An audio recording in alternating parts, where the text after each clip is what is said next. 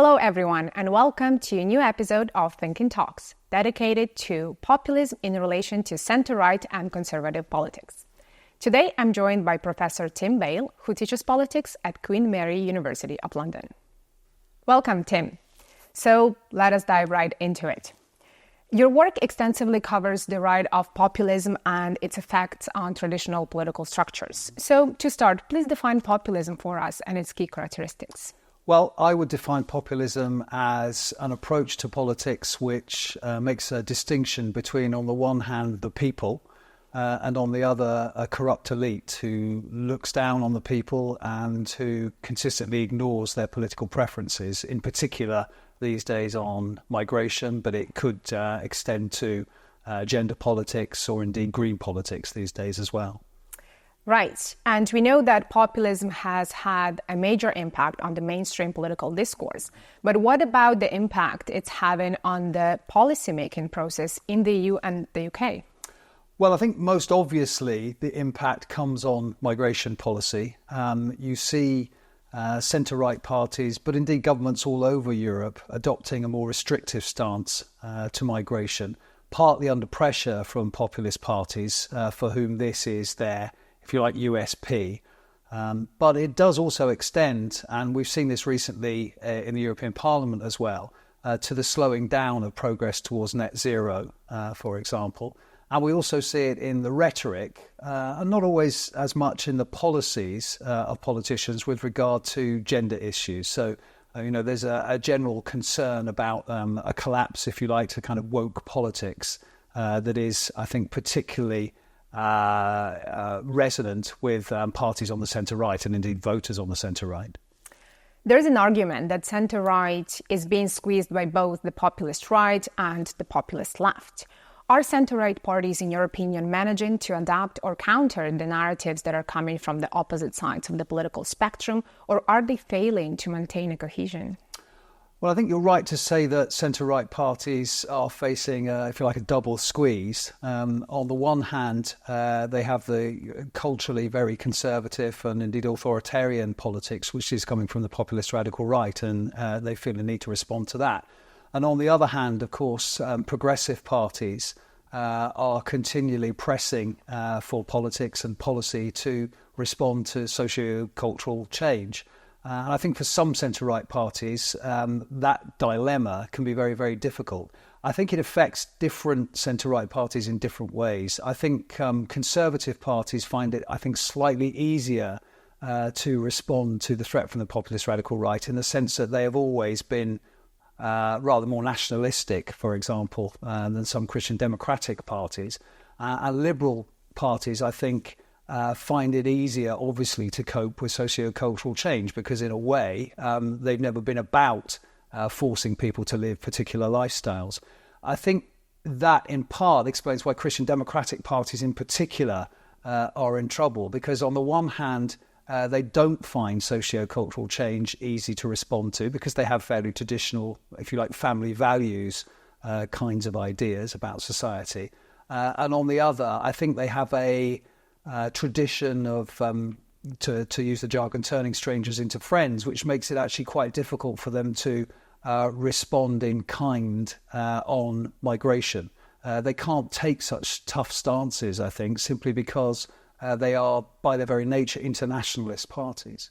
And just as a follow-up to that, a recent publication that you co-authored for the Martin Center looked at the resilience of political parties in Europe as they face an existential crisis. And we know that in the past few years, we just have been having ongoing crisis, we can say, from Brexit to COVID pandemic, Russia's war in Ukraine, rising cost of living, and now the conflict between Israel, Hamas, and potentially Iran. So how can centre-right and more mainstream political parties react to this rapidly changing political landscape and voter sentiments in a more effective way?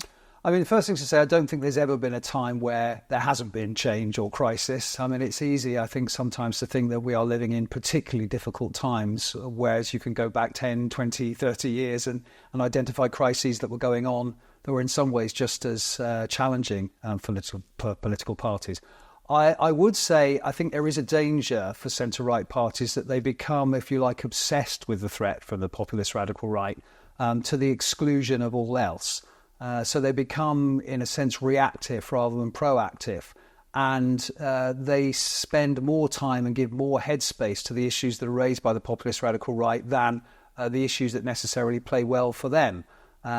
And that, I think, does risk raising the salience, for example, of migration, sometimes the salience of green politics, sometimes the salience of gender politics, to the exclusion of the issues that actually the centre-right has long had an advantage on. And I would say there in particular, obviously, the competent management of the economy, for example, the pursuit of effective international cooperation is another one.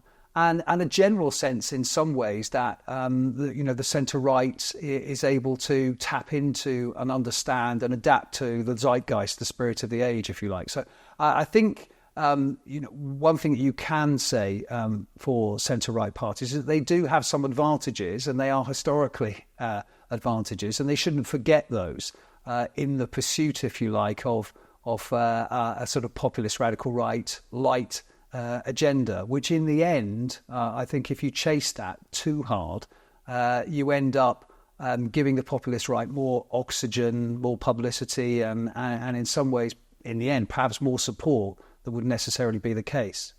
And what about transnational populism? Are there instances in the EU where populist movement across member countries have influenced or collaborated with each other? Well, we're talking about this after recent events in Brussels, where we had this NatCon conference that was, of course, broken up by the police on the first day and then allowed to continue on the second day, which, of course, earns those national populists a lot of publicity. I'm rather sceptical about the extent to which actually their cooperation is meaningful at an institutional level. I mean, we will have to see what happens after the European Parliament elections, but it is quite difficult for parties that are essentially nationalistic, if you like, to combine with each other as effectively as is the case, for example, for the EPP or the SND. So I think quite a lot of the cooperation, such as it is that we see now, is at the level really of kind of imitation and flattery and the hope that you can draw lessons from the success of a populist party in one country for another country. And actually, sometimes, there are lessons and they can learn things from each other, the tricks of the trade, if you like. But I don't think it's always easy to transplant, for example, what Trump has done in America or what Viktor Orban has done in Hungary to other contexts. So, something we have to keep an eye on, but I'm sceptical as to, the real results and meaningfulness of what's going on at the moment. And let us look ahead for a second. What future trends do you anticipate for centre-right conservatism in the EU and the UK? Do you see any emerging ideologies or movements that could redefine the political centre? I mean, I'm in some ways rather pessimistic about the situation because I feel that there are many politicians on the centre-right, as indeed that actually there are politicians on the centre-left, who feel that the only way of coping with the populist radical right is to some extent to copy what it's doing, at least rhetorically, if not necessarily always in policy terms, despite the fact that actually all the research from political scientists, and I'm not just including me in this, suggests that certainly in the long term, it isn't the way to go, because all you do is raise the salience of the issues that play to the strengths of the populist radical right, while, if you like, not allowing room for the issues that play well for the centre-right and indeed in some cases the centre-left as well. As to why politicians on the centre-right insist on taking that line, your guess is as good as mine. But hopefully the publications that you were talking about earlier and some of the research that political scientists are doing, all over Europe will eventually make its way through to the thinking of centre-right parties so that they concentrate on their strengths, if you like, rather than always worrying and looking over their shoulder at what the populist radical right are doing.